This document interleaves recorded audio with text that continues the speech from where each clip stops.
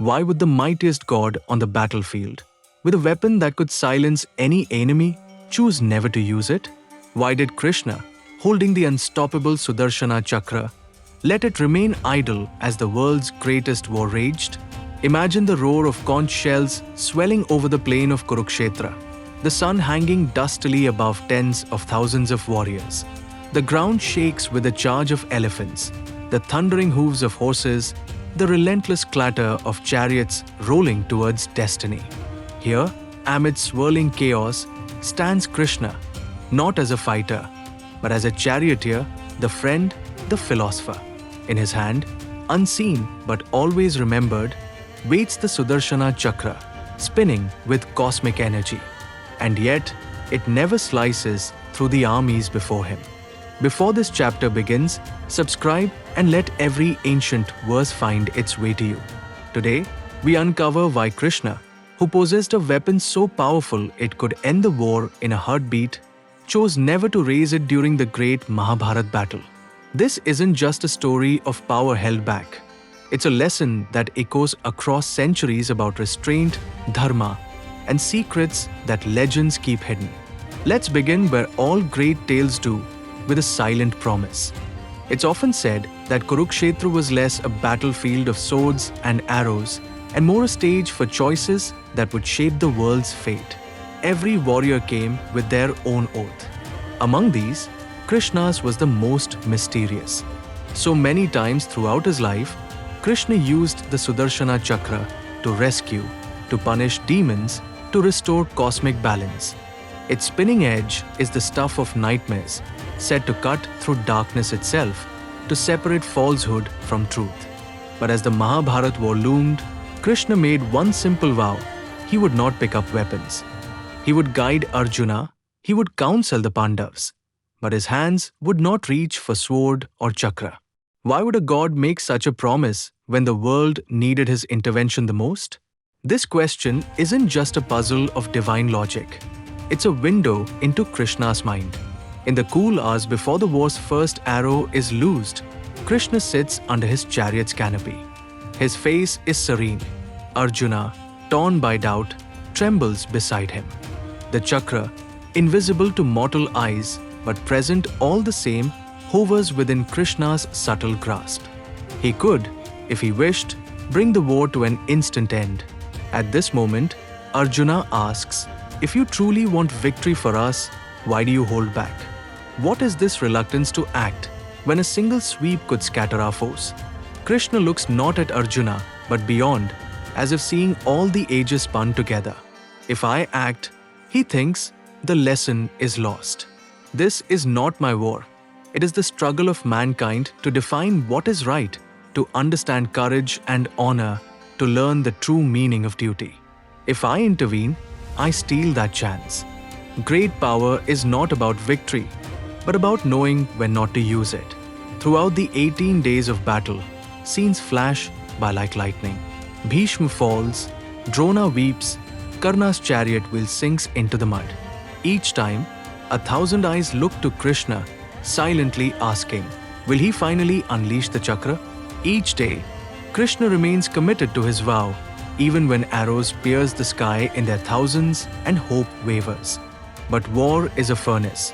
It tests every promise to its very core.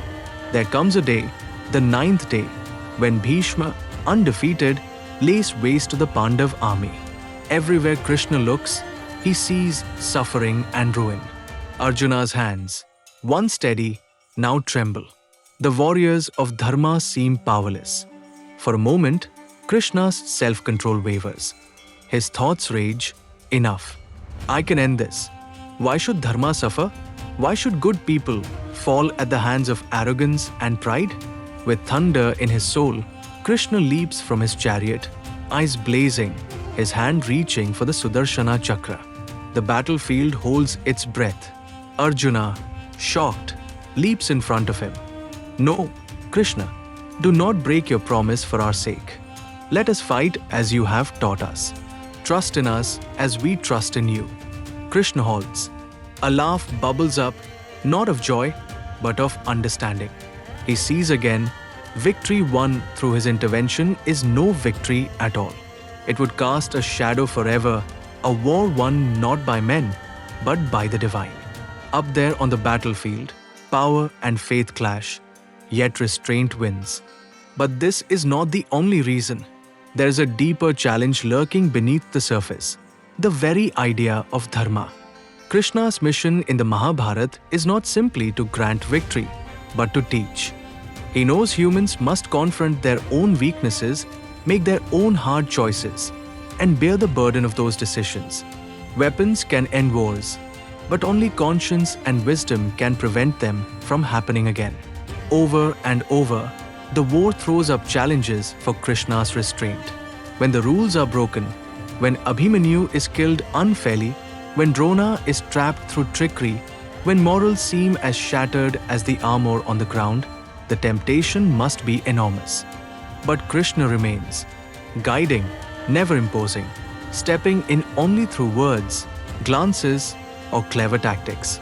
To Yudhishthir, whispering strategies that seem impossible. To Arjuna, giving courage through the philosophy that becomes the Bhagavad Gita. The Sudarshana Chakra remains, a silent reminder of the power that could have been. That's the true challenge, the test, not of strength, but of self-control. Of course, not everyone felt Krishna was right. Critics, ancient and modern, argue. Could so much bloodshed have been stopped if he chose differently? Did neutrality make the world better? Or did it simply draw out the suffering? Yet, the war is more than the count of the fallen. It is about change that comes from within, the victories of the soul and the scars that transform not just one family, but an entire age. As the dust of war finally settles, the survivors look back not just upon the acts of violence, but upon the silences between them.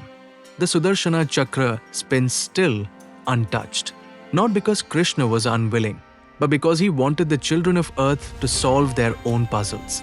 Think of this, the greatest lesson was in holding back, in demonstrating that real transformation doesn't come from outside intervention, but from the growth that comes through facing trials ourselves. In every life, there are Sudarshana Chakras, powers we might use, shortcuts we might take. Like Krishna, the hardest and most courageous choice is to let them be. So why, as the war raged all around him, did Krishna never use his most powerful weapon?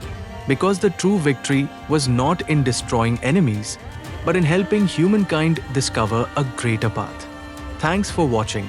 Now, if you want to understand another hidden secret from the Mahabharata, check out the next video popping on your screen.